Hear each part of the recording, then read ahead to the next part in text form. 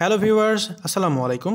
আজকের ভিডিওতে আমরা এই দুটি অঙ্কের সমাধান করব এবং 3 নম্বরের অঙ্কটি আপনাদের টাস্ক থাকবে। আপনারা এই অঙ্কটি সমাধান করে কমেন্ট বক্সে উত্তরটি জানিয়ে দেবেন।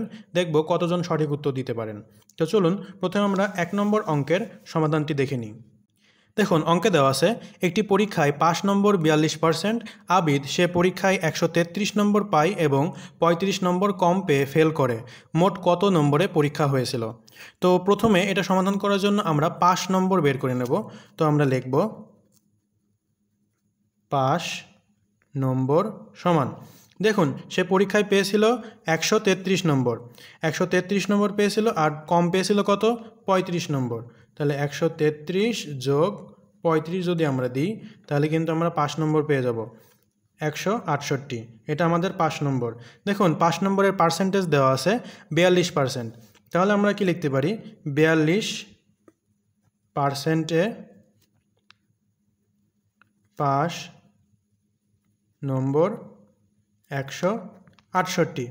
এবার 1%-এ 5 নম্বর 168 ভাগ 42। এরপরে 100%-এ 5 নম্বর। 100% কেন দিলাম? কারণ এখানে দেওয়া আছে মোট কত নম্বরে পরীক্ষা হয়েছিল।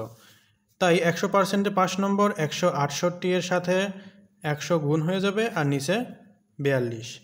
এই যে 42 আর 168 এখন কাটাকাটি করলে এখানে হয় 4। এই 4 আর 100 গুণ করলে আমরা সবাই জানি 400 হয়। এই 400 নম্বরই কিন্তু পরীক্ষা হয়েছিল, তাই সঠিক উত্তর খ নম্বর। দেখুন কত তাড়াতাড়ি সমাধান হয়ে গেল। তো চলুন এবার আমরা দ্বিতীয় অঙ্কটিও এভাবে খুব সহজে সমাধান করে ফেলি। দেখুন দ্বিতীয় অঙ্কটিতে দেওয়া আছে এক ছাত্র 30% নম্বর পেয়ে 6 নম্বরের জন্য ফেল করে, অপর ছাত্র 40% নম্বর পেয়ে 5 নম্বর থেকে 6 নম্বর বেশি পেল। পরীক্ষায় সর্বোচ্চ নম্বর কত? এই অঙ্কের সমাধান শুরু করার আগে আপনাদের সকলকে অনেক বেশি ধন্যবাদ জানাতে চাই, কারণ আমাদের এই চ্যানেলটি 200টি সাবস্ক্রাইবার সম্পূর্ণ হয়েছে। আপনারা যারা সাবস্ক্রাইব করেছেন তাদেরকে অসংখ্য ধন্যবাদ। তো চলুন আমরা অঙ্কটি সমাধান করে ফেলি। দেখুন একজন ফেল করেছে আর একজন পাস করেছে। তো এটার জন্য আমরা পাস যে করেছে তার নম্বরটি আগে নেব। 40% নাম্বার পেয়ে সে 6 নম্বর বেশি পেয়েছে, তাই আমরা লিখব 40% সমান, যেহেতু 6 নম্বর বেশি পেয়েছে তাই আমরা +6 দিলাম। এরপরে 30% নম্বর পেয়ে 6 নম্বর কম পেয়েছে, তার মানে কি 30% সমান 6 নম্বর যেহেতু কম পেয়েছে তাই আমরা -6 দিলাম।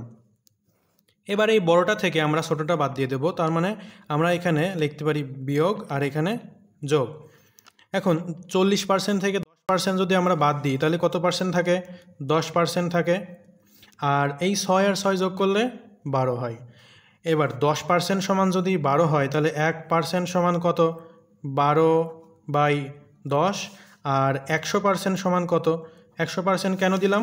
কারণ 100 সব পরীক্ষায় সর্বোচ্চ নম্বর বের করতে বলা হয়েছে। তো 100% সমান এই 12-র সাথে 100 গুণ হয়ে যাবে আর নিচে 10। 10 আর 100 কাটাকাটি করলে এখানে হয় 10। এই 10 আর এই 12 গুণ যদি গুণ করি তাহলে হয় 120।